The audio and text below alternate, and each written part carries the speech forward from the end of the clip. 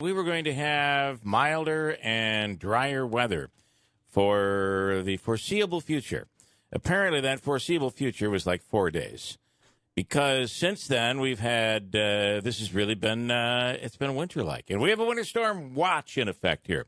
What do we know on this thing? Maybe a foot or more of snow. We'll talk to Rachel Witter coming up in a few minutes on that. Lots of snow and some wind chill, and then it's going to get real cold later in the week here. So, not that it isn't really cold right now. right, 8 degrees, single digits right now. So, coming up, we'll talk to Rachel Witter from Eyewitness News, the chief meteorologist. A lot happening since we left on Friday, from Roger Stone to the government shutdown is now over, and the president seemed like things were working. Now he's coming out and kind of changing his tune a little bit, saying he doubts that Congress will be able to come up with something that he'll approve of. Robert Mueller investigation, we'll get some reaction to that with Rachel Sutherland. Dave Gordon has officially requesting, it's real now, he's officially requesting Republican support in his quest to become county executive. Not county clerk, which was the last race just a few weeks ago that he was running for, but now county executive. Didn't we say in studio that we all kind of agreed that we didn't think he'd really follow through on this, that maybe he was just out trying to ruffle feathers? He's petitioned the Republican Party now. Well, and the big thing is all we had to go off was his website, which went from Dave Gordon for county executive to just Dave Gordon 2019. So, but then I guess there's a letter too now. Oh, it's quite a letter, and we'll get into it coming up, and as time goes on here this morning, we'll get into it. We have a free money question this morning. John Zogby on also from Zogby Strategies on the government shutdown and what the numbers show on all of that. It is Super Bowl week. The Pro Bowl was as exciting as one would expect. Why is this game even a game at this point? I mean, do we all feel that way? Yeah, I absolutely do. You know, the one thing that the Pro Bowl misses that a lot of the other sports have during their All-Star weekends is a skills competition. The NBA's got one, NHL's got one. Baseball's got a home run derby, which they could expand that and make it a little bit more interesting, I think. But some type of a showcase of quarterback accuracy, great catches, I don't know, a speed drill. Yeah. Let's bust out the 40-yard dash again for the running backs. Their answer to all of this is let's put a helmet cam on somebody and we'll add a little audio. And these guys know they're on camera and they're not, and they're kind of acting, so it comes off. It doesn't come off really well at all. It just is a snore job, the whole thing. And, of course, this weekend is the Super Bowl. Rachel Sutherland standing by. A busy weekend. We found that weekends don't slow down in this administration. Rachel, good morning. Hey, good morning, especially when it comes to the Mueller probe, because usually things tend to drop on Fridays. Yeah. And this kind of over-the-top arrest of Roger Stone and then the subsequent news conference. I've read the indictment, and it really appears that the Mueller probe, again, is going after this Trump associate for lying, he says, to the House Select Committee on Intelligence. And I think even more seriously for Roger Stone is the idea of witness tampering, because in the indictment, and they refer to these folks as person one, person two, but we've deduced that person two is Randy Credico, who he'd been chatting with him and Jerome Corsi, who is a conservative political writer, about their contacts with WikiLeaks. Okay, so this goes back to WikiLeaks and Julian Assange and the email dump of DNC stolen emails. And with Randy Credico, of all things, he, according to these text messages and emails, had threatened him if he didn't lie to the committee that he was going to do things like steal his service dog, and it threatened his life. And so, really, with Roger Stone, it just seems like he created his own nightmare. Because if you'll remember, during the 2016 campaign, he was out there on the talk circuit and talking about his contacts with WikiLeaks, and almost just waving a flag to investigators, going, "Hey, look at me." And he loves the microphone and the camera. I mean, we've had him on at least 3 times, and it's really quite interesting because he will brag about something that he claims that he has contact with, that he has done, And then he'll turn around and when push comes to shove, he says, that's really not true. I never had any contact with WikiLeaks. That's all a lie. So who's telling the lie, though? Well, that's the thing. According to the indictment, and I've read all 24 pages, he was definitely talking in text messages, according to the Mueller probe, with these folks about Julian Assange and the pending dump. And I remember seeing him out on a talk circuit saying that he just had a hunch that it was coming, that he had no direct knowledge. But look, I mean, he is a flamboyant character. I think a lot of people say, okay, these are process crimes, and that may be true. That doesn't mean they're not serious. Interestingly, too, if you remember when that Access Hollywood story came out, it was on the very same day that one of the WikiLeaks dumps happened. But the Access Hollywood story broke first, and it was almost as if, because he brags about this strategy of distraction, it was almost as if he had something to do with that, and that's based on his bragging. So it's really interesting to see how much is just a lot of hot air and how much Mueller has proof on that really did happen. Well, according to the indictment, he does have emails and text messages that contradict what he told the House Select Committee on Intelligence. So it's going to be interesting for his legal team. I don't know. He does not seem like the type of person who's going to plead down or anything like that. So this may be a spectacle. All right, interesting, Rachel. We appreciate it. Thank you so much, Thanks. Rachel Sutherland from Fox News. Interesting, yeah. If there's evidence, he's an odd guy. When you look into, I mean, you've watched the documentary. When you really dig into this guy's life. He's gone through some really, he's flamboyant, he's odd, he's ruthless, he's back to odd. Loves Nixon. He did the old classic. He was coming down the steps of the courthouse on Friday, and he was doing the old giving the peace wave. Well, that's where he began his career. So, and then there was a story on Saturday Night Live that I won't even get into that during their weekend update, and it's true. Some of the stuff that this guy has been accused of over the years is really something. How about a state representative in Tennessee is now proposing a dress code for parents when they drop their kids off at school? Have you done the I'm sure you have, the drop-off or the pickup at school? Oh, yeah. Whether it would be daycare or whatever. It's usually preschool. The preschool that I do with him. But I walk him right to the classroom. How old are we talking? Well, it doesn't matter. Is old enough to be a parent. If you're a parent, they're asking, I have a dress code? That is correct. Oh, get out of here. He says he's heard too many horror stories from principals and teachers about people in pajamas, lingerie, or clothing with expletives. Here's what he has to say. That's not always what you think. Some horror stories in consulting with some of our school leaders. One is there was a school leader that mentioned a parent came to the school, actually came to the office in her sleepwear, but it was sexy sleepwear. And there were some body parts exposed. And you think about it, you have a line of second graders that's holding on to each other's shirts coming down the hall, and they can possibly see this. And it may not be conducive to a good educational environment.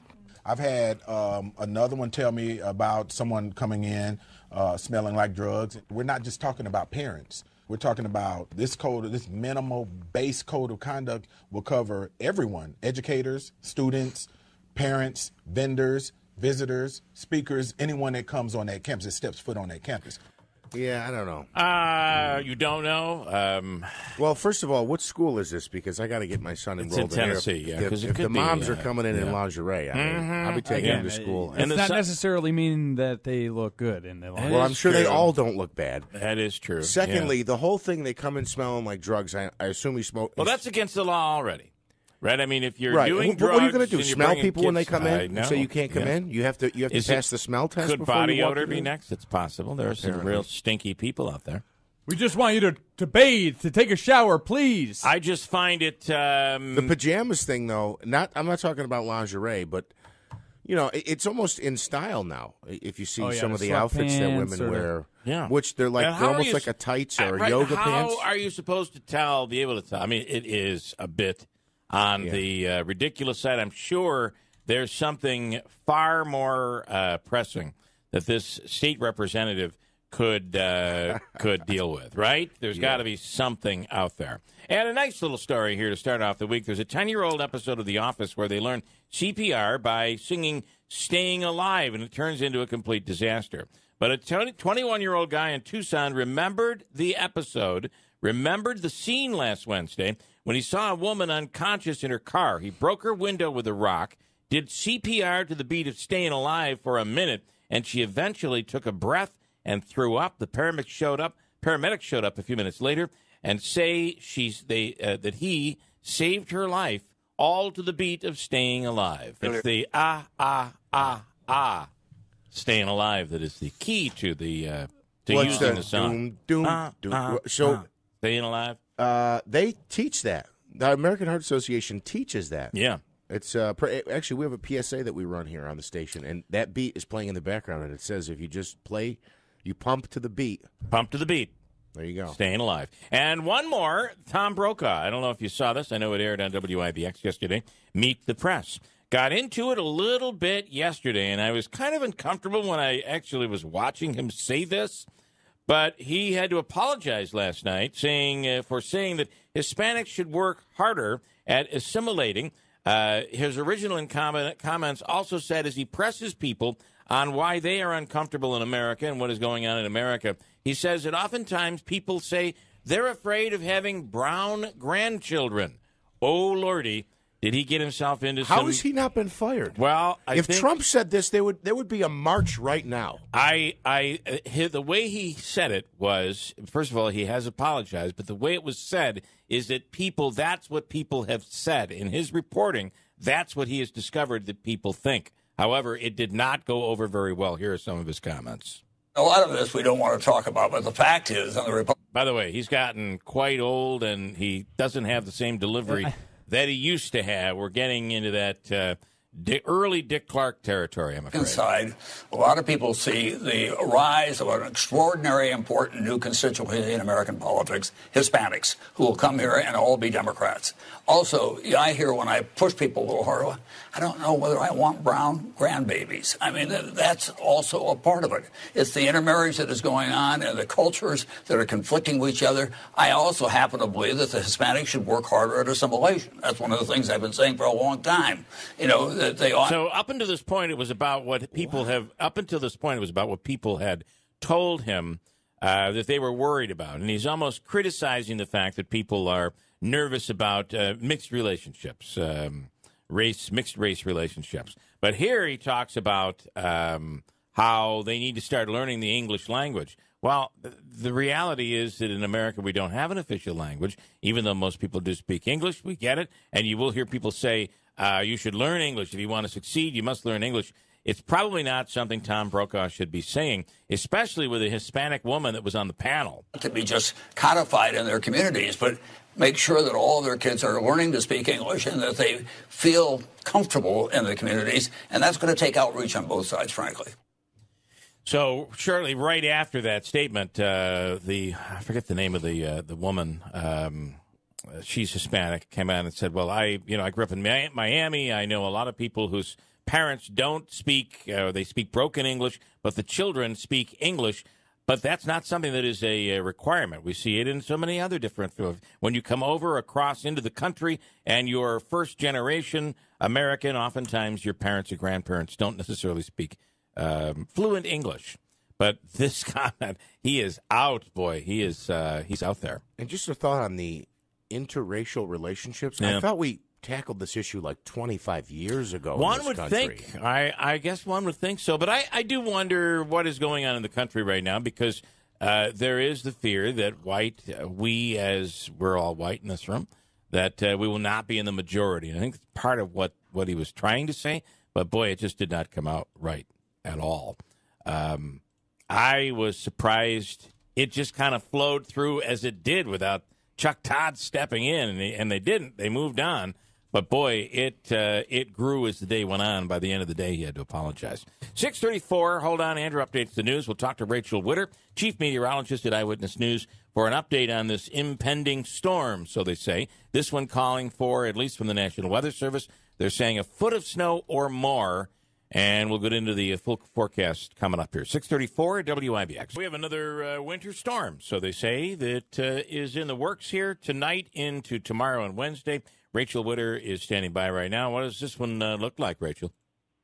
Yeah, so our winter storm watch goes into effect late tonight and will go through Wednesday, but I think by later tonight, even early tomorrow, that'll be upgraded to a winter storm warning. This is going to be widespread. Everyone's going to get accumulation. There's not as much moisture to work with as the last one, but we saw that one as rain to start and then snow to finish. So right. this one we are going to get more snow out of just because we're not going to be playing the temperature game with it. So snow moves in as early as late tonight, and it'll be light to start. And then Tuesday, pretty much all day snow that lingers into Wednesday, and with it behind the storm system, there could be some lake effect too. But with any storm, there's going to be narrow bands of heavier accumulation for some areas, and wherever those set up, they're going to get more than a foot. I think 8 to 12 is a good bet everywhere around here, at least right now, as long as all that moisture stays together. But I think there are definitely some areas that, if this all stays the same, could get more than a foot. So winds getting into this at all, or just cold? It looks like it's going to be pretty cold, especially later in the week. Yeah. Yep. So this storm is strong enough that it pulls down some Arctic air. So that's going to keep us in the single digits for highs beyond it. So Wednesday into Thursday, highs will drop into the single digits, lows probably below zero. And we'll keep it that way through at least the end of the work week. And what are you predicting in terms of the commutes, the morning commute, the evening, afternoon commute? I think tomorrow morning is where it really starts to pick up. So I think that could be kind of an issue. And then the afternoon, if that sticks around all day, it'll probably be tough to keep up with all day as far as plowing goes. So I think both commutes tomorrow have the potential to be a little slick. It just depends on if the snow gets here early Tuesday morning. If it holds off till later in the morning, then not really an issue. All right, so you're saying 8 to 12, but more in, what would we say, persistent squalls? Yeah, yeah. No snow and that's tonight or tomorrow night? Tonight. Oh, boy. Late tonight into tomorrow. So. Yes. Prepare for tomorrow. Yikes. All right, good stuff there, Rachel. Thanks so much. We appreciate it. Yet another one coming in this very, very quiet start to the year. So they said. That hasn't occurred. Fox Business right now. So, by the way, here's your forecast. Today, not all that bad. Cold, but mostly sunny skies with a high only near 19 degrees. And then the snow begins tonight. Could be heavy at times, as Rachel says, 8 to 12 and more in some areas. That's what we're looking at, and sometime later today, the watch will turn over to a warning, which will mean that storm is imminent, is how they classify it. It's a new year and a new position. Mm-hmm. Didn't we go over this the last time I had him on the air? We went down the list of things that he's run for. Right. And it was a pretty large list. It's like a half a dozen. I never followed up on it because it wasn't worth it. But he did make a run, and he really went on that, kind of logged in on this, honed in on this. The DMV isn't working right, and we got to fix the DMV. And he made he lost by only maybe 1,000 votes or something. Yeah, was it less than that? Percentage point and a half or something. Anyway, here he writes, as former Oneida County legislator and most recently a candidate for Oneida County clerk, I am deeply concerned with not only the direction of our party leadership, but the direction of our county government. So here he's criticizing the party leadership as well. And it's probably because I'm pretty sure Hobeika on this program said, I don't think it's a good idea for Dave to run for a county executive. And so keep I in think, mind, though, again, that's city versus county. I think he's taking a shot at the county leadership here, isn't he? Well, I imagine that he is taking a shot at both. Okay. Because he certainly wouldn't be happy with Hobeika's comments on this program the other day, right? Sure. As the number one ranked conservative, okay, somebody's got to do some fact checking here. As the number one ranked conservative office holder in Oneida County, Let that sink in. Just that line alone. He is the number one ranked conservative office holder in Oneida County. And then, comma. No. When he, yes. No. When he... I'm just when reading he was what- on the county board, he was a Democrat. Well, it says here is the number one ranked. And he was for... I'm sorry, Bill. He was for... Bernie Sanders. It was for Bernie Sanders, a year and 2 years ago now. 2016. But when he was on the county board as a Democrat, I remember this being an issue. He was for raising the property tax in favor of lowering the sales tax, which is still 8.75%. Right. Right. Which, okay. So I don't. Which, by the way, I think many homeowners would say, well, we would if one of these taxes has to be higher, it's better for it to be the sales tax because as people are traveling through, as people visit, as people come to the area, they spend money. It's just not on the shoulders of the property owners. It's on everyone, included those that are renters and don't pay any property tax. Yeah, it's divvied up on every single Right. purchase, not just the parcels of tax-paying properties, which, by the way, every year gets smaller and smaller and smaller because of the not-for-profits. Yeah. As the number one ranked conservative office holder in Oneida County, 2012-2013, I can assure you that my allegiance to the Republican Party is evident in my philosophical approaches to governing. Can we break down that sentence for just a moment? It brings me back to English class when I was in high school. All right, folks, we're going to just break this one sentence down. Let's talk about it and what it means. How is he calling himself maybe he could explain this to us. And I know he doesn't like to talk to me because I have follow-up questions. So he prefers to just text message Jeff. So has he done that lately? I don't know. No, I don't think he has. Dave, if you would text Jeff this morning and explain to us, how are we qualifying you as the number one ranked conservative office holder in Oneida County? Does that mean he is an office holder in the Conservative Party? Is he talking about Piceni? Is he referring to Piceni by saying that? Like he's concerned over himself. No, because he doesn't hold office. Let me bring up well, maybe he's a member of the Conservative Party. In 2012-13, I don't know. It says, as the number one ranked conservative officer in Oneida County, 2012-2013, I can assure you that my allegiance to the Republican Party is evident in my philosophical approach to governing. I have to go back to that interview on Spectrum where he was she kind of hammered him, if you remember, Liz Benjamin, over the fact that, are you Republican? Are you Democrat? It was just a few years ago you were supporting Bernie Sanders. And that's where he says, that is true. Back then, however, I was a fiscal conservative.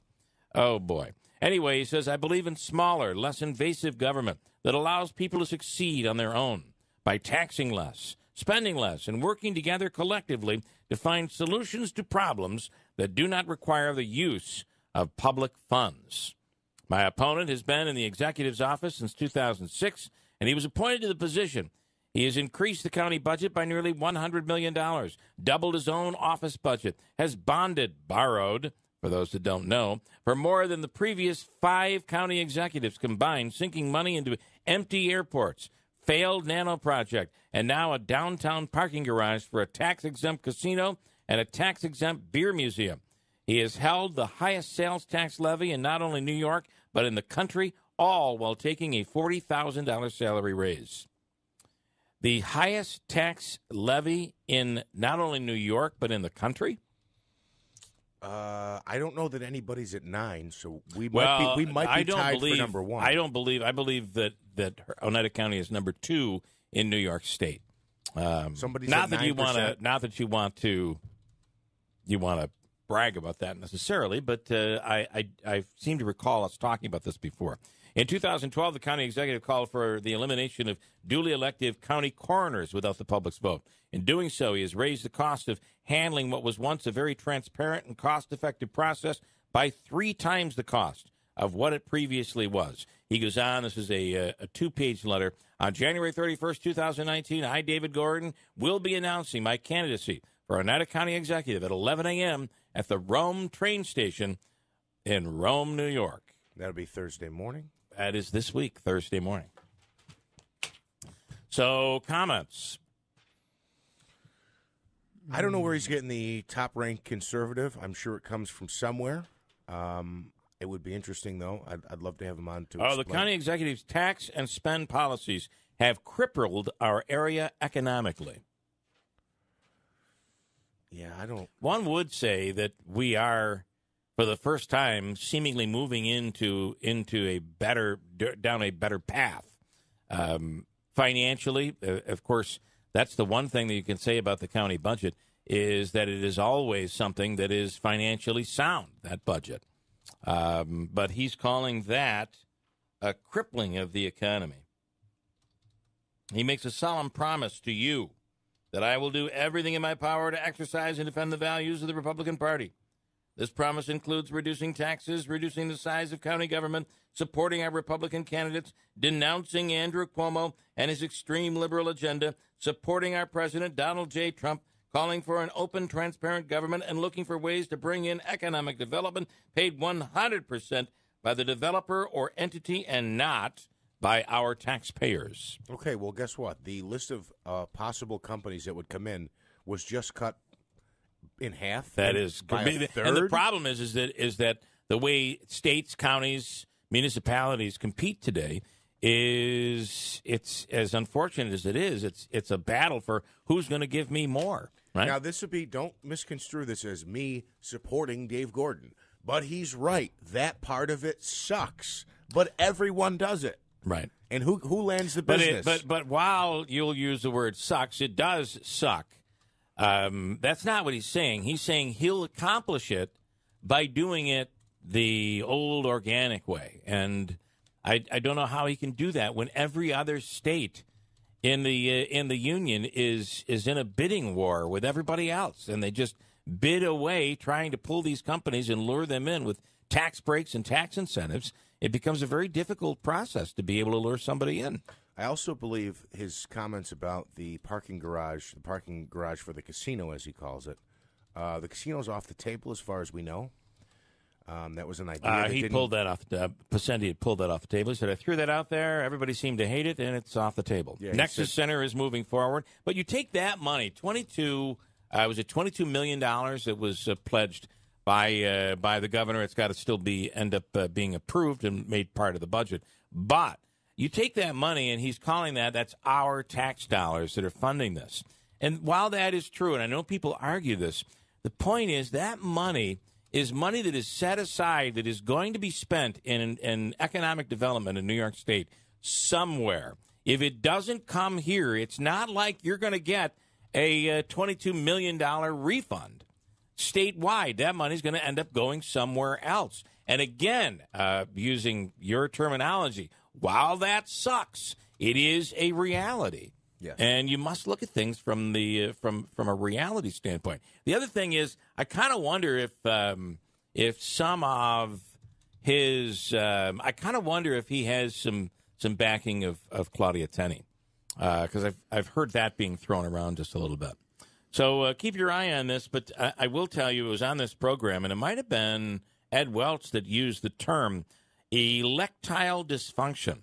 The Dave Gordon has the condition electile dysfunction. And that would be that he continuously is obsessed and addicted to running for public office. This might be the 6th or 7th race that he's been involved in. He just got defeated by Sandy DePerno, who probably didn't run a very good race. It was close, but he got defeated. I don't know how he feels that he'll end up being successful. And maybe that isn't all that matters. Maybe it's the relevance of being part of a campaign. But he does seem to be somehow addicted to running for public office. Yeah, it's interesting. He's identified some things that the county executive has been criticized for over the past few years, and it looks like he's gonna take some shots at that. Now, when he ran for one more thought, when he ran for was it Congress? Maybe he was kind of. I forgot to mention he also ran for Congress. He was kind of in. I felt which he went from running for Congress to running for county clerk. Interesting that. I mean, that's really honing in on both ends of the spectrum. He might correct me on this. I could be wrong, but I don't remember him having much of a budget when he ran that race. There wasn't a lot of advertisements. Well, there were away. commercials on YouTube. Commercials. He had kind of, well, how much of a budget do you need to do that? He had kind of faded into zero, into not being a candidate. There wasn't a formal announcement, and I wonder how active he will be in this campaign, because obviously he spent money and ads, and he was a lot of places in this clerk's race. He certainly spent money in the clerk's race. So, all right, John Zybee coming up. We'll talk about the effects of the shutdown, which is now over, coming up. Jeff says, Congress to county clerk. Is there an open dog catcher position anywhere locally for him? When was the last dog catcher election in Central New York? I've heard this joke 100 times with him. And if he hasn't run for it yet, he's not going to run for it now. I think Michael says, I think Dave, is there a dog catcher position even? No, that's what I'm saying. Think so. I believe some towns and villages have a position that's like appointed already. Yeah. No, but it's not called dog catcher. It's like animal control. Animal control. Yes, thank you. I think Mike says, I think Dave should start a new party, the Platypus Party. That's one of those animals you can't seem to figure out what the heck it is. Okay, yeah. And it would fit perfectly. I think it's like if the platypus is like a beaver and some other kind of mammal. John Zygbe is with Zygbe Analytics. It's been an interesting time in U.S. politics, and we're probably smack dab in the middle of even more interesting things on the way.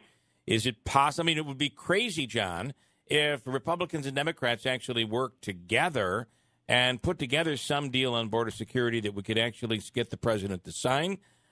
The other crazy part of this could be the alternative, where they don't get something done, and who knows what the president's going to do. Interesting times. Two good questions. Yeah. And, by the way, that I don't know the answer to. I was going to say that. Yeah. I mean, under normal circumstances, it would be the former. You know, that they would work something out. I want to say there were no winners from this, but I think the Democrats clearly won, or at least they didn't lose. The Republicans lost big. The president, I think, lost even bigger because he dug himself such a hole on the border wall that very simply, in soundbite form, he didn't get it. And now he's got Ann Coulter and the right flank of his party really angry with him. And we do see that in the polls. Have you noticed what I find interesting? Once again, the president has moved based on stuff that shows up on Twitter and on TV. For instance, the Ann Coulter stuff. Although he was quite critical of her and a couple of other Fox News analysts over the weekend, but he's kind of moved. The news story this morning is the president is now doubting that Congress will be able to put together a deal that he will sign. Yes, that's completely moved from where he was on Friday. Completely, and he's mercurial. That's a good word for the day. Unpredictable. I don't know that he has enough gravitas himself to be predictable. He continues to say this wall will be built. It's hard to see how. Interestingly, right before the Friday deal, you started to hear, a couple of chinks in the armor among Democrats. Well, let's at least give him the $5.7 billion for border security, but, not a wall, some pieces of fence and more electronics and more agents. And the president's saying he wouldn't accept that. He would rather, as it turns out, take, complete and utter defeat and embarrassment and risking what he has left, which is his right flank, for this short-term deal. So, where do we go 3 weeks from now? Makes all the sense in the world to cut a deal based on what third-ranking member, Democrat Jim Clyburn, has proposed in the House. That makes the most sense. Just not sure the president will go for it. John, you know this. Ann Coulter and Rush are the right flank of the right flank. Well, Ann Coulter is right of Rush. Oh, yeah. Yes. Yeah. And then, as you just pointed out, some of the Democrats are talking about, let's give them the money, let's try this. Is there a possibility that those closer to the middle get to the president and maybe come up with some type of an agreement, and those on the outskirts that we always see in the news clips and hear in the sound bites actually are not part of this? Are there enough closer to the middle to come up with an agreement? What you've laid out comes under the should happen, and also under the normal circumstances, this is what could happen. Whether or not the personalities allow for it is another story. But there certainly is enough common ground in the middle. When I see Cory Gardner, for example, who's a conservative from Colorado, worried about his reelection in 2020, when I see him saying, I'm not going to vote for the border wall, then and willingness to join the Democrats. Yeah. And I see that, from more than just, the Lisa Murkowski and Susan Collins. Yeah. Then, it's a possibility. But, I did not anticipate that the president would cave on Friday. So I guess I didn't. I didn't either. And it started to come out that some sort of a deal had been cut. Yeah. When I heard what the deal was, which is we are exactly where we started. Yeah. No difference. And the only difference is that you learn this guy's willing to shut down the government. And I get it. Republicans, far right, are saying he didn't shut it down. Nancy Pelosi did. Listen, he's the one that looked away from the McConnell deal. That looked like that was going to keep us open for a while. Yep. And in fact, the polls are very clear. Yeah. Once again, as to who's to blame for the shutdown. Now, I want to ask you this, and I think that right now there's a very smug look on the faces of Schumer and Pelosi, even Schumer on Friday, kind of bragging about you don't want to mess with this speaker. Don't you feel that the Democrats are in a position where just as easily as they have public opinion on their side, if it looks like they're not willing to be fair negotiators, isn't that so quickly able to be taken right away from them, where all of a sudden Nancy Pelosi looks like the obstructionist? Oh, sure. They didn't win. I mentioned this earlier. Yeah. They just didn't lose. That's all. Yeah. And as I see the presidential campaign developing here, Democrats have an awful lot of issues to resolve internally. And one of those is that issue right now, moving the ball forward, getting government reopened and back to doing the business of Congress. And, I think that this was a short-term strategy for Nancy Pelosi that worked. Eyeball to eyeball with the president backed down. Whether that works again in 3 weeks, I don't know. Burden is on her now, as you point out, to put this back together again. All right, one more interesting one for you, and that is former CEO of Starbucks, Howard Schultz, last night on 60 Minutes, announcing something that everybody thought was going to happen anyway, except, let's throw in a little monkey wrench here. He is going to run for president, or at least he's very much considering it. But if he does, he will not run as a Democrat or a Republican. Wow, that was a bomb being dropped last night. That's a bombshell, yeah. Yeah. There's always a third party, centrist party in this country waiting to be formed. Has to be the right minute, the moment, has to be the right message, has to be the right funding or billionaire or whatever. He's respected. Let's face it, regardless of what Scott Pelley asked him yesterday about local Starbucks, believe me, when he says he's going to be organized in every county and every precinct in the country, we're talking Starbucks. And what a base. Plus, he did not back off at all from the, $700 or $300, $400 million that this might take. So I don't know about winning. I don't know about siphoning votes. It seems like I know of the centrist movement that exists in this country now. There are as many moderate Republicans as there are, moderate conservative Democrats. Well, and if you listen to the interview, it's quite interesting. Against the wall per se, but not against border security, which is really he seems to be in line with Democrats. Believes that all Americans should have the right to decent health care. However, feels that Obamacare won't work, couldn't have worked because we can't pay for it. Boy, he's saying just enough to kind of attract people from both sides here. Yeah, he is. And you know the history here. These things normally do fizzle. Yeah. But they do make a statement, and if he can pull in a reasonable number of votes, hard to see where he wins a state. But it's easy to see him doing double digits and making the race very interesting. Which would most likely make Donald Trump second term a reality. Is that where you were going? I was just going to say, I've really doubted at times whether or not Trump would even run again based on the investigations and some of the things we know and the shutdown and where.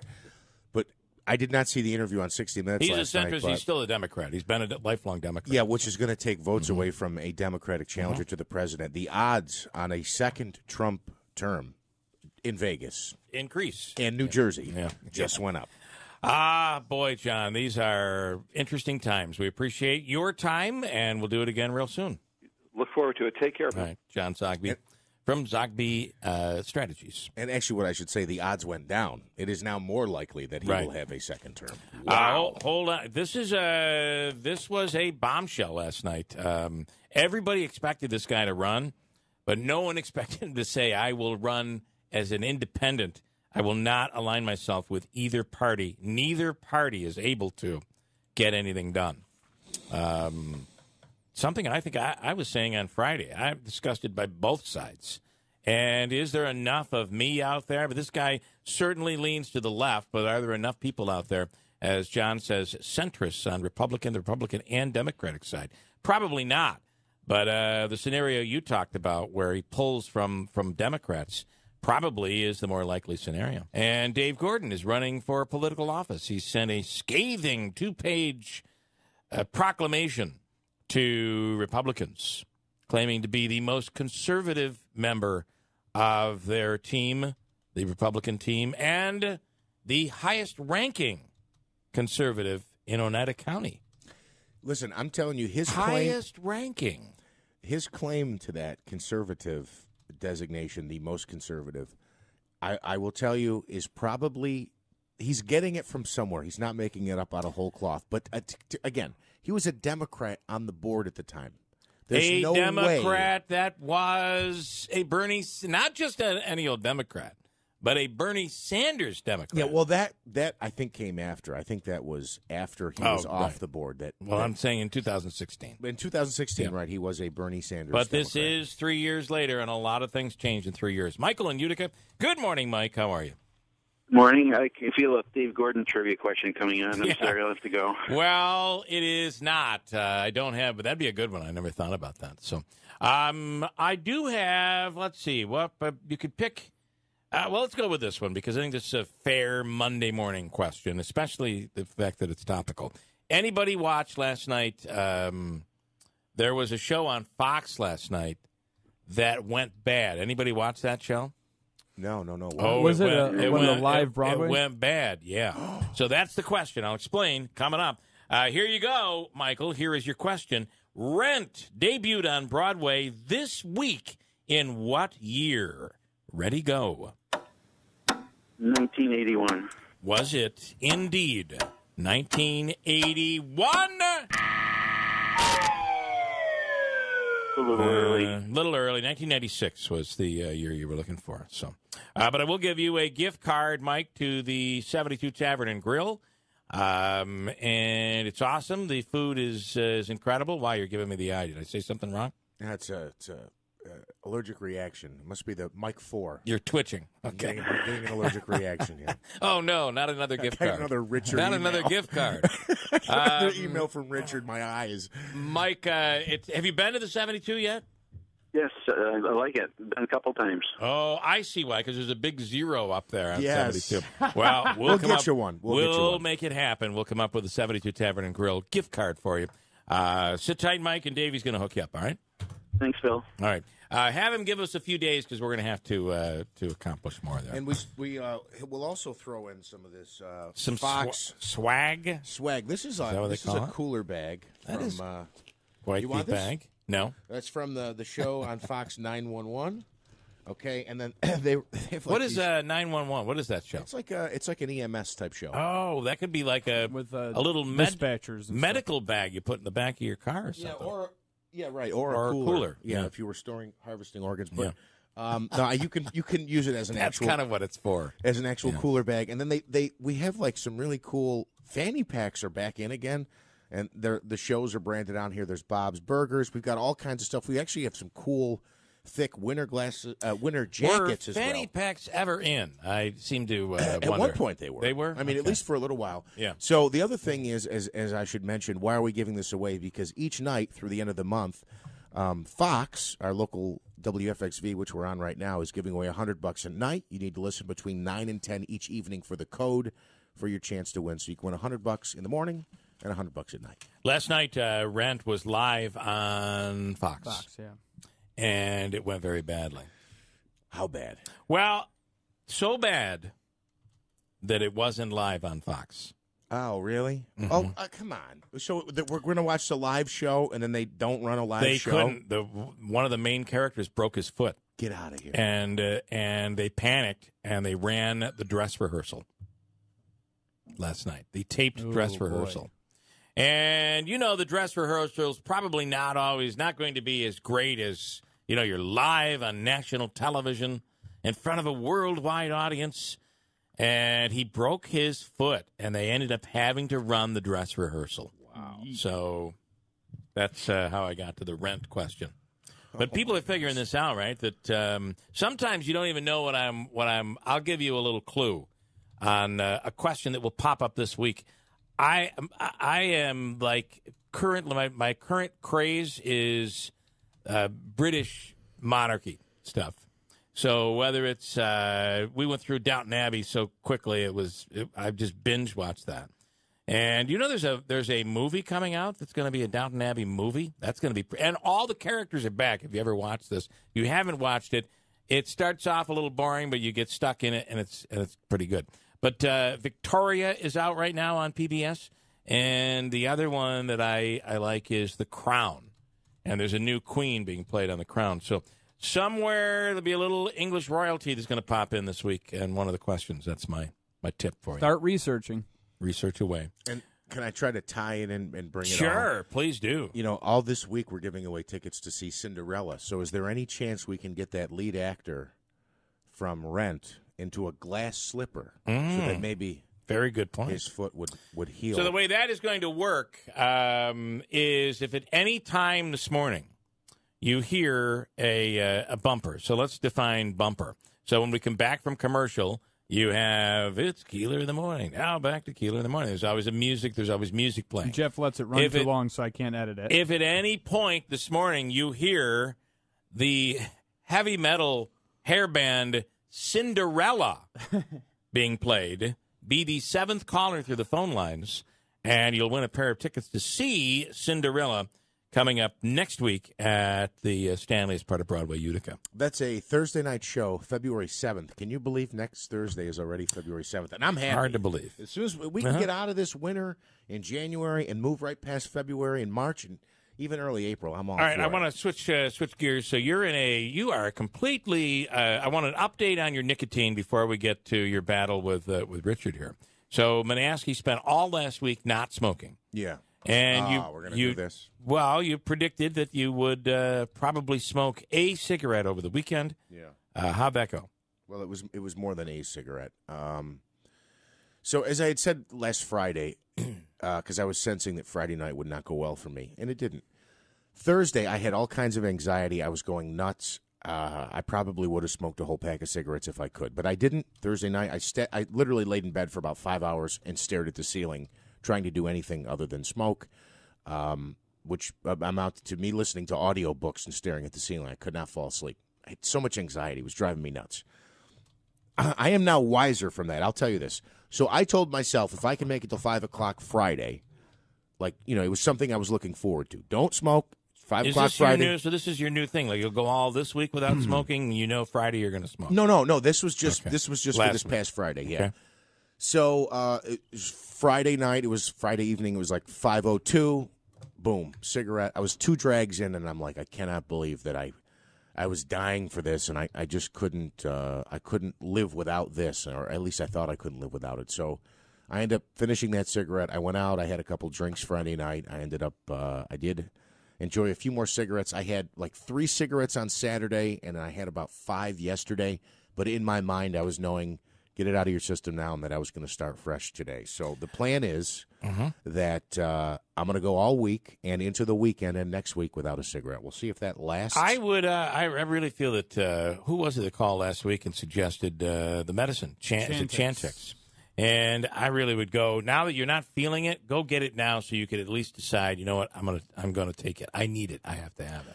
Just saying, might want to think about it. I tell you, I was talking about the audiobooks just quickly, and I can't remember the name of the author, but I basically had a shortened audiobook of his that dealt with quitting smoking. And he talks about this idea of like once you overcome it, you look back at people who are still addicted to nicotine and cigarettes, and you kind of pity them a little bit. You're like, why can't you overcome that? And I'll tell you, from an attitude perspective, that helps. That helps. I would rather be someone who's looking at someone going, you can get through this, than the guy who's like, oh, my God, I can't function without a cigarette. So I'm better than I was last week. Right now. But you're good No, not today. now. You're good today. Thursday night, Friday, I was pretty bad. But I'm learning. I'm learning as I go, and I'm better today than I was yesterday and the day before. So Richard's battle with you here this morning. Richard is, Richard's a guy that has become kind of a character on the program. We've never spoken to him. I don't believe I've even ever met him. He's quite critical of let's just say he's quite critical often, and he does it via text message to Manansky. Yeah, email. So, all right, what's the latest? Because the two of you are like going at it here this morning, pretty heavily here today. No, so he'll chime in on a lot of things, and I loved hearing from him. It's usually the opposite of what we're talking about. Basically, he's saying, we didn't do this, or what about this? Anyway, so all of a sudden this morning, he starts on this thing about in the Saints-Rams game, the controversial call, which is like, what was it, eight days ago now.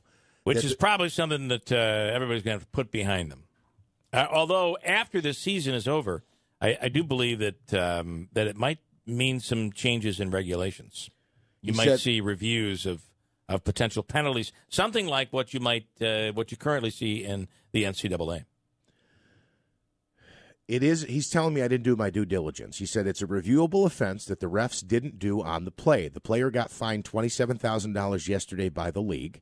Pass interference isn't, but helmet-to-helmet is, and both occurred on that fixed play. Fact, New Orleans could have challenged but ran out of challenges.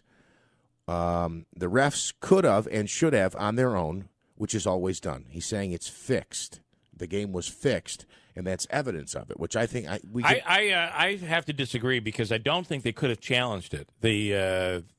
I don't believe that if the referees didn't call that on the field, right. I do not believe that a penalty in the NFL can be challenged. Correct. You're 100% right. And so we went back and forth a few times, 6 or 7 times this morning. His proof, in air quotes, he sends me a portion of the rule reading, and it says, and in the expansion of the ineffective crown-to-helmet rule, the NFL will now penalize players 15 yards if they lower their helmet to initiate contact with it against the opponent, which we agree on. Flagrant examples, like when there would be an ejection, could result. All ejections will be reviewed by Senior Vice President of Officiating Al Riveron and or his staff in the New York Command Center. So yeah, but that means, though, that there has to have been a penalty call to eject someone. Yeah, he says, so if the ref thinks it's flagrant, it can be looked at in New York, and the ejection would be immediate. But again, they have to call it on the field in order to review it. It's not something where you can just start throwing flags and say, hey, I think that guy. In this case, there was no flag called. There was no thrown flag. Therefore, it is not a reviewable play. So he keeps telling me to do my due diligence on it. But, Richard, look at your own argument. Your own argument lays out the reason why it could not have been reviewed on that play the way it was called. And ultimately, I hate to say this, but it's over. Yeah, I mean, we're 8 days beyond the Rams now. and Patriots are playing in the Super Bowl. I think that's pretty much a given. Larry in Whitesboro to pipe in. Hey, Bill, I know you said it's over, but I don't know if it's over or not because there's a story that broke on the internet and ESPN confirmed it. 40 officials were from the L.A. area. I did hear that coming in this morning. I did read that in the sports this morning. What does that matter? What does it matter? That means they're from L.A. They're fans. Like, Jeff, you're a fan of, let's say, the Mets and, I don't know, a football team. You're on the field. You're a fan. That's going to influence on how you make a call. Okay, but listen, I'll give you an example. Andrew's from Central New York. He's a Packers fan. Yeah, right. but how many Steelers fans do you know? So what? They live in L.A. now. Were they born in L.A.? Have they been lifelong Rams fans? Let's keep in mind the Rams used to be the St. Louis Rams. Yeah, well, I'm saying the story broke. ESPN's covering it. I mean, it seems like you know why this story broke? This is a Media Week story. It's a Media Week story. I completely agree. This is hype. Something that might not. Because let me tell you something. I think they're feeling the pinch a little bit on this Patriots-Rams game. It doesn't have the luster that other games previously have had. I think people are a little sick of the Patriots. And by the way, the storyline is they're trying to create, and this is all by design, is the woe is me Tom Brady storyline. We're underdogs. Nobody thought we could do it. Well, guess what? We're going to prove that we can. That's the new storyline that they're running with because they're trying to get people to buy into this game on Sunday, and they're struggling just a little bit. But here's what I'm going to say to what you have, Larry. Great story, but it doesn't change anything because they could never, at this point, unless they found some sort of collusion, they would never be able. Oh, that word has such a new meaning today, doesn't it? They would never. They would never. How do they prove that? And therefore, just by saying, well, a lot of the refs are from L.A., it doesn't change anything at all. It might down the road prompt an investigation, but it'll never affect anything this week. And Larry, just one more thing before you reply. Keep in mind that the Rams hosted the Cowboys, I guess 3 weeks ago now, whenever the Rams and the Cowboys played. What was it, 2 weeks ago? Whenever the heck it was. There was concern there would be more Cowboys fans at the game because L.A. hasn't taken to the Rams as well as everyone thought they would. There might be more Cowboys fans in L.A. than there are Rams fans. I mean, so the idea that just because they're from L.A., they're like lifelong Rams fans and they're trying to throw games, risking their professional careers to throw a game for a team that's new to that city, that's a stretch. You need some type of evidence other than where they live. Yeah. I'm surprised that story saw the light of day. That ESPN's running with it. Yeah, I'm surprised with that. But it'll be interesting, Larry, either way. But do you agree, though, that I think what might come out of this is some rule changes and the offseason. Oh, yeah. But here's the thing. Whenever the human element and money is involved, like I told you before last week, if I told you an NBA ref was fixing games, you'd tell me I was crazy. Right. But then the Donahue guy got caught. Mm-hmm. Yep. It's only the ones you hear about getting caught. That's the thing. Yeah, and you know what is odd, though? Here's what I would contest you on this, Larry, is this was so blatant. I know. So ridiculous that it was missed. There were 50 other places in that game that they really could have changed or at least made an attempt to alter the outcome of the game that would be far less blatant. This one, I mean, he plowed right into him, head to head. There was absolute contact. There is no doubt that it was pass interference, and no doubt that it was targeting.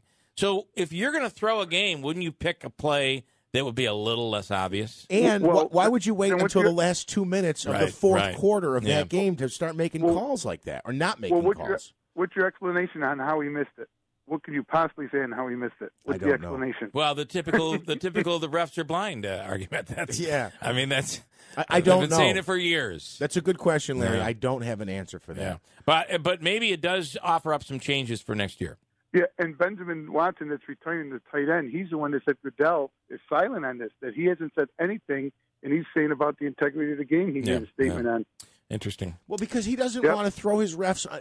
Listen, the league came out and said it was a missed call and they screwed it up. But what's he going to do? At this point. I mean, that ref is getting death threats. Mm-hmm. I read somewhere that some outlets stopped publishing the guy's name who missed the call because people want to go to his house and burn his house down and kill his family. These New Orleans fans are not saints. I just want you to know it. They are bad dudes.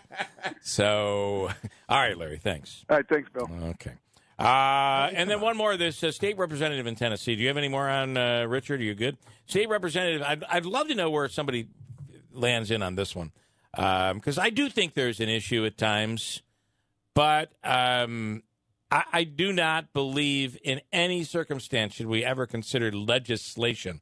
A state representative in Tennessee is proposing a dress code for parents when they drop their kids off at school. He says he's heard too many horror stories from principals and teachers about people in pajamas, sexy lingerie, or clothing with expletives as they pick up and drop off their children. Oh, yeah. So I've heard some horror stories in consulting with some of our school leaders. One is there was a school leader that mentioned a parent came to the school, well, actually came to the office in her sleepwear, but it was sexy sleepwear. And you know, there were some body parts exposed. And you think about it, you know, you have a line of second graders that's holding on to each other's shirts. Okay.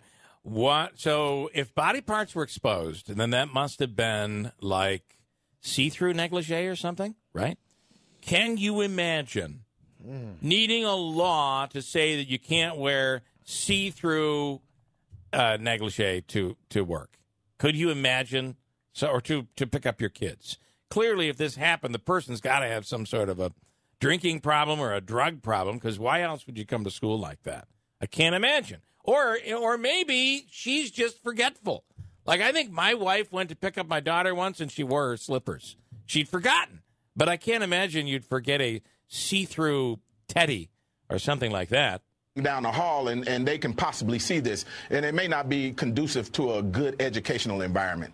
I've had another one tell me about someone coming in smelling like drugs. We're not just talking about parents. We're talking about this code, this minimal base code of conduct will cover everyone, educators, students, parents, vendors, visitors, speakers, anyone that comes on that campus, that steps foot on that campus.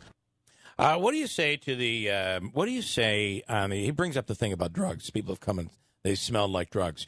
Do you fear the legalization of marijuana is going to have a social effect in this nation? For instance, currently, a parent will certainly drink in front of their kid, right? Sure. A parent you wouldn't fear, while we try to avoid smoking in a car or in a house at the same time with children, you wouldn't have a problem with your kid ever seeing you smoke, I guess, although you probably don't want your son to see that. Correct. But it wouldn't be against the law. Correct. However, with marijuana, you probably would never, ever consider, and it could even be considered illegal, to smoke marijuana in front of a child, right? With a child in the room smoking pot. Yeah, I guess in theory it would be because. So I wonder if the legalization changes that. So now, just like you would a cocktail, right? Would you light up a joint sitting there on the back porch while your kids are in the swimming pool? I don't know. You know, the big difference is that, you know, just because I'm sitting across from you as you're having a drink, it doesn't mean I'll get drunk. But you can catch I believe it's a contact secondhand. high. Yeah, secondhand. Okay, fair enough. A secondhand high. Because you do hear from teachers, oh, my God, I just took this kid's backpack out, and, oh, my God, it totally smells like marijuana. Yeah. And you hear that before legalization. What's it going to be like? And I think that's some of the stuff that Sheriff Mayfield talks about. I got about a minute. Jeff on the Tennessee law. Good morning. You're on. Yeah, you know, honestly, I'm surprised they aren't just trying to pass the legislation at the school. I mean, have you been to some of the departments, some of the social service offices, where you see people dressed like they just rolled out of bed? Well, I will tell you, about 15 years ago, oh, boy, it's been 20 years. I spent some time in family court, and, yeah, there was a lot of that. Yeah, some people actually, there was this one mother I remember being in there, and it was like a court appearance day, and she literally had a blankie. An adult female had a blankie. And there might have been slippers. So, yeah, I guess I've seen that a little bit. But you really think we need to pass a law? Well, honestly, if nothing else is going to, you know, make people remember the golden rule, I mean, you're married to an educator. Has your wife ever come home with stories like, oh, my God, the person showed up today dressed like this? No, but I think her students have come home with stories. I'm just saying. Jeff, I got a break. Ron Mosier standing by right now from the OD. Ron, on this, I want to lead off a little with this Saints call and and the fact that this is still lingering out there. ESPN now has a story saying that the several referees are from the L.A. area. Not even L.A., Southern California. Yeah. What do you think of this whole thing? And the reality is, right, is that there will be no change to the lineup for this Sunday's Super Bowl. It is the Patriots and Rams, no matter what anybody says, whatever story comes out. Well, as much as that, Bill, as much as I believe the Saints were robbed, I think we should. And it's easier said than done, but I think we should let it go. Yeah. It's not going to change anything. Yeah. And I think we're doing a little too much digging here to find out where the officials, reside. Whether it's Southern California or wherever, it's a done deal. It's not going to change. What's going to change, hopefully, is using replay maybe in the last 2 minutes of games, especially divisional championship games where a Super Bowl berth is at stake. I mean, I'm hoping that's what changes. On the targeting call or lack thereof in this case, I do like what they do in college football. I mean, I always like it when it's a penalty on the opposing team, and when your guy just did it. All right. You're like, why do we have to have this thing? But in reality, I don't think it doesn't really slow things down that much. I think in order to protect the quarterback or the receiver, somebody who is a defenseless player, I think it's worth taking a look at. Right? Well, up in the booth, though. Let's face it. That defensive back, and I can't even name him right now. That defensive back is a no-name guy until something like this happens, and it cost him peanuts, $27,000. I wouldn't be surprised if the Rams paid it. Right. I mean, it cost him $27,000 for apparently, according to the officials, doing nothing. Yeah. But it cost the Saints a Super Bowl. Wow, there's no doubt. Yeah. So I don't know. I just wish we could let it go now and concentrate at the game at hand, because it's not going to change. Although, is the lack of hype for this game this Sunday so worrisome for the NFL? They got to throw these stories out there. They're trying to get people to talk about this week's game. If you feel that, I guess. The other thing that ESPN's been talking about, and I think rightly so, is Roger Goodell. Hey, come on out and admit the NFL was wrong, or show up and own up to this. He's getting paid millions to be the head of the NFL. And then maybe it might be easier to move on. Right. This past week, Bill, one of my favorite late night talk shows, and with me with a bowl of cereal coming home from work and sitting there, and it was asked, hey, do you think God cares about who wins the Super Bowl? And the answer was, no, not really. If he did, the Saints would have won. Yeah, that's a good point. And I agree. Point. Yes. So, and the Angels would be big World Series winners too. So. Oh yeah. Ron, your point about Goodell coming out and addressing this, I actually do think you're partially right, but I disagree on the other point. They met with who's the Saints head coach? I can't think of his John Payton. Right? Payton. And he came out and said the league has already come to me, and I found out afterward they went to him twice before he addressed the media to say, "We're sorry, we blew this call," and he acknowledged that. So that's already out there. But the other thing is if he gets up in front of the podium and starts taking questions, you're going to get these really invasive questions. What's the ref's name? Where is his family from?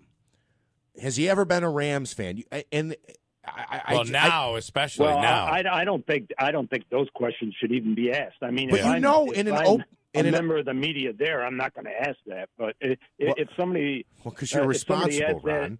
Roger Goodell, I'm certain he wouldn't answer it. I mean, that to me, asking those kind of questions is absurd. But you're right. I mean, it could happen. It could happen that way. But what I mean about the NFL addressing it is, I mean publicly. I mean, Goodell coming out and making a statement right away and get it over with. But don't you think, though, that there's a little element of let's keep everybody talking, whether they're saying something good or bad, it's still they're talking about the NFL, they're talking about this weekend's big game. That controversy, I would sure the NFL would much rather have it be Brady versus Breeze. Right. The 40-somethings. Yep. The 40-year-olds going head-to-head. Two Hall of Famers. I would certainly like that matchup better as a fan. Let's switch to high school basketball. And where are we at this week, Ron? Well, the big game coming up, Markwell covered it for us Friday night, was the rematch Notre Dame at Whitesboro, which, I've talked about Whitesboro quite a bit the past few weeks because I think they're 14-2 now. Only losses are to AA schools, and Notre Dame this year is a AA team. And Whitesboro just came out and dominated. I think they had 6 threes in the first quarter and rolled over a team that, when they first met, it was a 3-point game. So I just love what Whitesboro's doing right now. I think they start 4 seniors who've been around for like 3 years. And the other, it's not just Tommy Morial show. Joey Panuccio, the little 5', 5'7", 5'8" quarterback of the football team. Mm-hmm. I think he had a career high 15 points that night. The big guy inside dominated in the post. Avery Cook, who's a great baseball pitcher. Now he's contributing on the basketball court. Zach Britt, I think, is only a junior, but he's doing his part. Colin McAndrew, another senior. I mean, they have so many guys contributing right now that it's hard not to jump on that bandwagon because, like I said, the coach, Garrett Hertham, was a star at Whitesboro, went on to play, I think, at Corning Community College. But his father was on the last Section 3 championship team, Marty Hertham, in 1972. So I'm just, to me, that's one of the feel-good stories.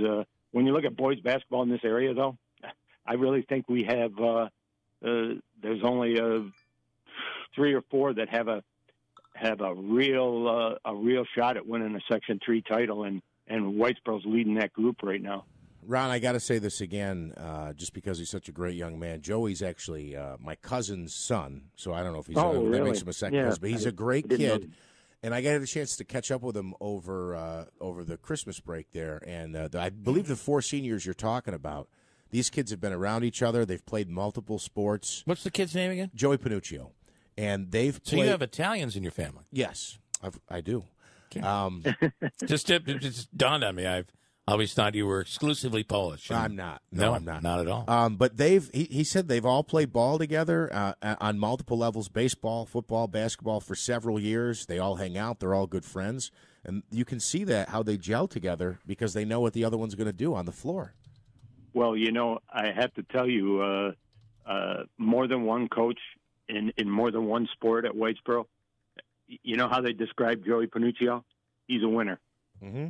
He is. Guys love playing with him, and he just gets the most out of whatever he's got to give in any sport. And, I think he's a standout on the baseball team, too, if I'm not mistaken. So yeah, absolutely. He absolutely is, yeah. So I don't know, and I'm pretty sure that he's listed at 5'8", but I'm not sure how accurate that is. But I just love the way he plays any game. You know what? It's high school sports at its best. The way he plays, with the passion he plays with, and I love watching him. So coming up this week, as we're getting closer to playoff implications here, what are the big games? Well, to be honest, Bill, most of them are girls' games this week. Okay. The big matchups. Right. Tomorrow night, well, again, weather permitting, it seems like every game that I do a preview story on gets snowed out, postponed until 2 weeks later or something. But it's I think the Whitesboro girls now have won a few in a row. They're playing very well, and they go back to I think they're at New Hartford tomorrow night to face the Kaya Hendersons and Sophie Murray's.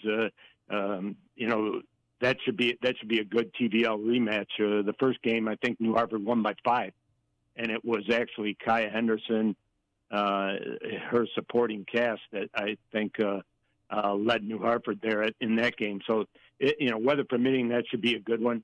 I know later in the week, again, I wrote a story last week about Utica Academy of Science boys basketball. Yeah. That's another one. I would probably go 1A with Whitesboro boys with a shot at winning a section title, and 1B would be Syracuse Academy of Science in Class C. them and Cooperstown. Cooperstown's still undefeated. Yeah. Cooperstown, the only loss is to the only loss for Utica Academy of Science is to Cooperstown. Yep. And that was supposed to be the rematch. I think it's rescheduled for February 4th now, so that would be next week. But I can't wait to see that because, Jack Lambert at Cooperstown, 1,300 points or probably more by now.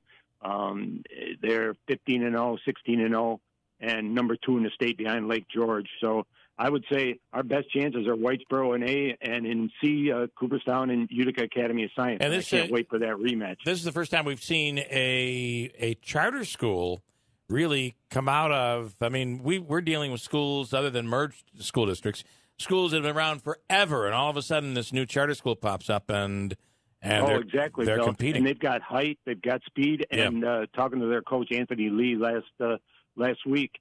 That program, this is only their second varsity season. Yeah. They think they were 10-8 last year, and that was at the Class D level because they just came up from a JV program to a varsity program. In 2 years now, they got one loss, and I think they're ranked 7th or 8th in the state right now. So it could be a great rematch when they finally meet. And then one more, if we can switch over to wrestling. Boy, Central Valley Academy has really become a Section 3 powerhouse, but having they just were edged out over the weekend at the dual meet championships, right? Well, I was quote unquote covering it from my computer at work because I had to put Sunday's paper together, and I talked to Bob Bush right before the championship match with Mount Sinai, and those two shared the. Couple of years ago, shared the mythical Division II state title. Well, this was for real, and Mount Sinai won last year the dual meet championships, and this year CBA makes it to the final. I don't have it right in front of me, but I think they were up 31-12. Of course, Bill, they draw to see what weight class they start with, and I think CBA down in the lower weights dominated, obviously, in the lighter weights and got a big lead. A great kid.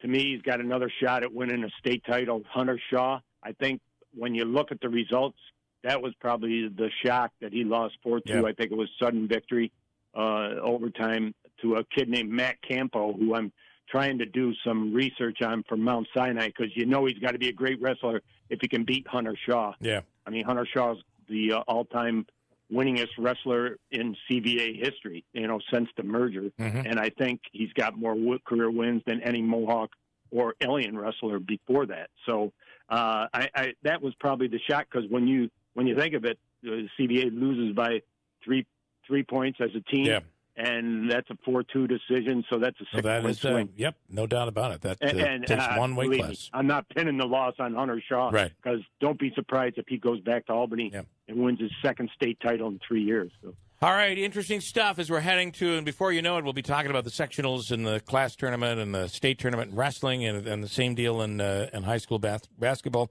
both boys and girls. We're nearing that time as we exit the month of January. And you can this Saturday, Bill, all those class tournaments too, all underway in wrestling coming up. So, Ron, thanks so much. We appreciate it. Have a great day. Of course, you can read all about it in the Utica OD and utica.od.com. Thanks. All right, thanks, guys. John Decker standing by right now with Fox News on a busy weekend the president had, and his opinion seemed to change a bit as the weekend went on. John Decker, good morning. Good morning to you. How are you doing today? I probably blew your mind with, is that a Cinderella bumper? Wow. John's a huge fan. I was impressed. All right. Very good. So good to talk to you, John, as always. And what are your thoughts here? So we're going to get past the who's to blame and who suffered most through this politically, through this shutdown. Where do we go from here? Well, where we go from here is over the next 3 weeks, lawmakers who are both Democrats and Republicans will get together and try to strike some sort of grand bargain on immigration reform, which, if the president gets his way, would include money for a border wall with Mexico. The president did an interview over the weekend with the Wall Street Journal in which he said that he actually doubts Congress will deliver a border deal that he can accept. He put the odds of a deal at less than 50-50. And so 3 weeks from now, what does the president do? Mick Mulvaney, who is the acting White House Chief of Staff, said yesterday on CBS's Face the Nation that the president is prepared to shut the government down again if he doesn't get his border wall funding. And he is also prepared, and the president said this himself, to declare a national emergency in terms of trying to get funds for a border wall through that method. So it's going to be interesting to see how this all plays out over the course of the next 3 weeks. So let's say that a deal doesn't get done. It would be interesting. Does he close the government down again, which I can't imagine that happens because I don't think this was good for anybody.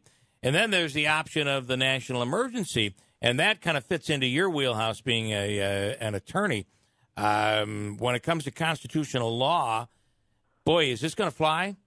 Yeah, that's a good question, and I'll put my lawyer hat on here. What is going to happen in terms of procedure is the president, if he does declare a national emergency, that would be challenged immediately in the federal courts. Whatever federal judge gets this case would put a stay on the president actually obtaining those funds, and so it would go through the court system. And if the president is victorious at the end of the process, meaning it may go all the way up to the U.S. Supreme Court, the president would then have access to those funds to build that southern border wall.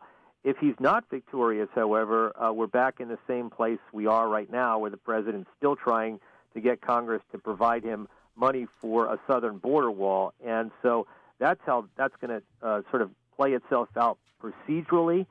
Do I think the president will win at the end of the day? I don't. And that's, I think, the president's reluctance in terms of going this route so far. What about, there was a lot of talk, it seemed, on both sides. I mean, obviously, both sides are pointing fingers to the other, but there was a lot of talk over the weekend about the potential for maybe getting an independent group to look at this, to take the politics out of it and to determine and come back to Congress and say, here's how this money should be spent for the best possible way to move towards a more secure border. Well, some like that idea. Getting sort of an independent voice involved here. But, you know, we sent our lawmakers to Congress to get the job done. We didn't have to depend on some outside entity to make recommendations to Congress. That's why we pay our congressmen and senators. So hopefully these 8 Republican and 9 Democrats can strike a deal that is amenable to everybody involved, including the president, who ultimately has to sign off on such a deal. And what do you make of the some of the conservative, really far-right talking heads that Ann Coulter, for example, coming out and calling the president a wimp? And you do watch the president move a little bit when that stuff happens. He kind of pushed back a little, but by the end of the week, he was doing an interview saying, I doubt that a deal will be done. Well, the president does pay attention to that part of his base, that's for sure. And what Mick Mulvaney yesterday on CBS's Face the Nation said is, and I think this message is geared towards those conservatives like Ann Coulter. He said the president will be judged ultimately by what happens at the end of the process, not by what happened this week. And I think that's the message. Just, cool your jets. Wait and see how this all plays out. You're going to be satisfied. Obviously, Ann Coulter not satisfied with the way things have gone so far, but she's obviously a tough person to please. If you don't get money for the border wall now, you're a loser, and that's a really tough bar to meet, I think, for anybody, including President Trump. Well, especially when he now has a Democrat-controlled House. It's you got to give this president a little bit of credit for being in a pretty tough position where the only way anything gets done is with compromise now. So the alternative is we do nothing, or we allow the government to shut down for months. I think you hit the nail right on the head. That's a good read on it. It's a new political dynamic now. It's not what happened during the president's first 2 years when you had Republicans in control of the White House and the House and the Senate. Now we have Nancy Pelosi, Speaker of the House, and we've seen what has happened over the course of the past 35 days of that partial government shutdown. She dug in her heels. She did not relent, and I don't think she is going to allow these negotiators who will be meeting with Republicans on her behalf to relent either. And 3 weeks from now, in all honesty, I think we're going to be in the same place we are right now. Yeah, and the splintering in both parties, and specifically in the Republican Party, man, can you imagine if there is compromise and there is an agreement, but some of the Republicans won't support it? If the president's on board, but he can't get his own party to back it, boy, that would be... That's right. The president, besides, those voices on talk radio, also has to deal with the Freedom Caucus, who are very conservative members of Congress. And, if they're not on board a deal, you don't necessarily need them because, Democrats control the House. But they are a powerful voice, and the president does listen to them and does seek their advice. So it's going to be interesting to see how this all plays out over the course of the next 3 weeks. We're not done with this just yet. I think we got a little bit of a reprieve with the president signing off on a deal on Friday, and now those 800,000 or so federal workers back at work and getting paychecks, getting back pay, all that kind of thing. But it may be temporary because we don't know what's going to happen over the course of the next 3 weeks with these meetings. Okay, going to be interesting. And interesting, it's not even 3 weeks anymore. Now we're down to or less than 3 weeks. That's right. Yeah. All right, John, as always, thanks so much. We appreciate it. Thanks a lot. Have a great day. You too. John Decker from Fox News. All right, coming up, before I go, Dave Gordon is going to be announcing, he's already drafted the letter, it's been sent out to Republicans, that he is going to run a primary against Anthony Picenti for county executive. Fresh off his loss for county clerk, here we go with another race, and he's claiming in that letter that he was the highest-ranking conservative in Oneida County. Highest ranking. On the county board or in all of Oneida County? Where is he getting this from? I think I've got my finger on it. I told you it came from somewhere, right? It would have to come from somewhere, yeah. right? But he's got to just make it up. He's got to be able to say, he's going to dig deep. Don't get me wrong. But he's got to be able to find something to be able to back up what he's saying. We'll talk about all of it and wrap up this program here for Monday morning. Coming up next, also, we'll give you an update on the latest from the National Weather Service and the storm at WIBX. A couple of shutout victories, 5-0 over Nazareth and 3-0 over SUNY Cortland. Gary Heenan's Pioneers are, I believe, in first place, UCHC. Gary Heenan on the line right now. Good morning, Gary. Good morning. Hey, good morning, guys. So, big weekend. Big, strong weekend. Yeah, we came off a road victory down in Manhattanville, hosting 2 games. Must win versus Nazareth. They were a point ahead of us. So we played very well this weekend, to be honest with you. Battling a little bit of a flu adversity on our team. A couple of main guys out of the lineup this weekend. But team played well. Crowds were great. Home ice momentum. Returning next weekend to hopefully keep this going. Back home again Friday and Saturday at the Adirondack Bank Center, Elmira, and then Lebanon Valley coming up on Saturday. And an impressive win against Nazareth, by the way, 5-0. Paul Buckley was there leading all the chants throughout the Adirondack Bank Center. So you always want him on your side, Which is what he Coach. does. Yeah. Yes, he does. Yeah. He does. He's a character, and we love him. He's a loyal man. I like it. Do you think you could maybe do a parade and have him as the Grand Marshal? Because he got nixed on Friday for the Irish parade, so St. Patty's. I can go on record saying I voted for him or nominated him or whatever it was. Yeah, I did too. Yeah. Well, what are you going to do? All right, now let's talk a little turkey here, if we could. When it comes to, hard to believe, but we are going into February this week, and your last conference game is going to be on February 16th. So we're really about 2.5 weeks away from thinking about the conference play. So I want your thoughts there, and then NCAA. Where do you think you're at? Because you don't get an automatic bid still, right? No, we do get the automatic bid. Oh, you do now? Okay. That was new this year, right? Okay, that's big. Yeah, we do get it. So I think we're currently 17th and climbing our way up. But we really do control our own fate. We got 6 games left, 4 at home. We love home cooking here. And we find ourselves really with a game in hand in first place. So we just got to keep winning the home games. I think if we host playoffs here, it should be very similar to how we performed last year with home ice and playoffs. And the ball's in our court. So I really like our group. I like the way we're going. It's been a process. We've been a young team, and we're humming right now. So I like our chances, Bill. And that's if for those who have followed the Pioneers year after year, how many times have you been in a position where you maybe won the conference and then they still don't come out? The you have shank. this great record and you still don't make it to the NCAA. That changes this year then. That changes. That's big. We'll do what we did last year, and we're in, and we're dancing, and everybody's happy. All right, cool. All right, love to dance. Good stuff. And Buckley for Utica Pioneers Parade Grand Marshal. Okay, there we go. Done. All right. He'll be the one. All right, Gary, thank you. Gary Heenan, head coach, UC Pioneers. And, all right, let's talk a little bit about, if we could, Dave Gordon has said, I am running for county executive. Yep. What's available? I feel like he just kind of looks and sees what's available, what's out there. Do you think there's somebody that's calling him up and saying, I think you ought to run for this? Yeah, I do. Do you think you have any idea on who that person might be? I do. Me too. Totally. Do you want to reveal? Who she might be? No, I don't want to say who she is. Who she is? I don't. That's awesome. Do you want to say who you think she is? That damn Roanne. Yeah, that's who it is. Okay, so he says, and I got to pull this up so I read it. I don't want to screw it up. I want to read it exactly.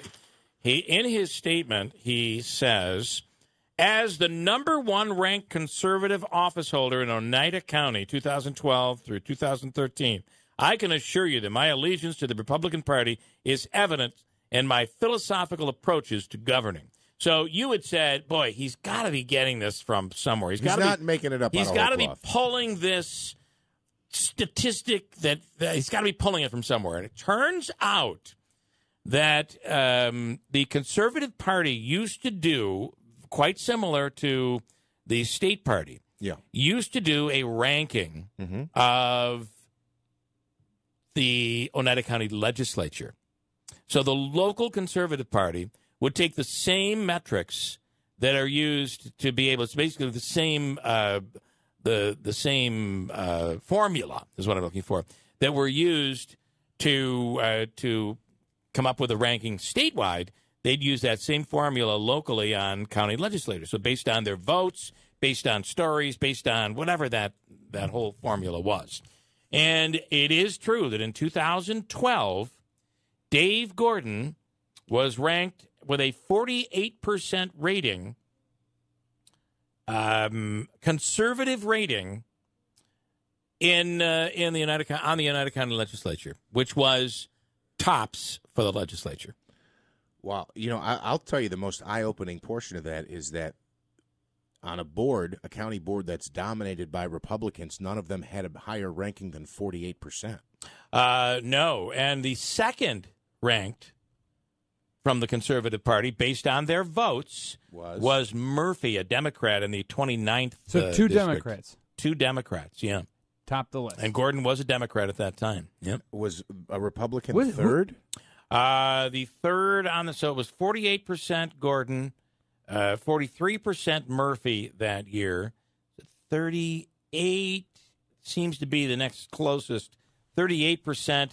Oh, Lord. Is this a ranking of Democrats? This is even better. No, it's everybody. No, it's everybody. You're not going to guess who was third. Don't tell me it was Ed Tenori Welsh? or Mike Hennessy. No, it was Speciale. What's her name? Harmony Speciale was third, tied for third with, let's see, where's the Is other this the third same guy? formula the NRA uses for their scoring? Might be. Mandrick, who was the Republican that was tied, Mandrick, tied third with Harmony Speciale. So that's Those where conservatives hate online bullying. That's where he gets that from. Now, the problem comes in that when you see he cherry picks. So But I'm shocked. Those are real numbers, right? That came from the Conservative Party. That is correct. Those are actual conservative numbers from the archives here at WIBX. So, now, with that said, the problem you have if you're Dave Gordon is that just a few years later, when you couldn't find an office to run, you decided to run in another direction, and all of a sudden you became a Bernie Sanders supporter, right? How can you support Bernie Sanders? There's not a conservative bone in Bernie Sanders' body. Now, Dave Gordon might say, fiscally, I was very conservative. Now, on other issues, social issues, I might not have been conservative, but fiscally, I was very conservative. How do we respond to that? We're without going laughing, back in my opinion, without 6-7 laughing. years. I'd have to be presented with information off the top of my head. I honestly don't know, but that does surprise me. He's talking about the things that he voted no on, and it's he voted no on the United Indian Nation deal. He's voted no on slot machines, no bed tax, no sales tax, no property tax, no shared services tax, no schools tax, no county tax, etc. I voted no to this deal as a legislator. That's he's talking about what the Oneida Indian Nation deal would have brought. He said, I voted no on this. So he's going on, I got to tell you, and I'm just going to say it, he's going on Claudia Tenney, on a Claudia Tenney platform. He might as well call it the Claudia Tenney party, because that's kind of where these same issues were always issues for the former Congresswoman, certainly when she was in the Assembly. And she's no friend of Pacenti. My vote would be that she has something to do with Dave Gordon running. I'm just guessing. It's just a guess on my part. We're back tomorrow. Enjoy your day.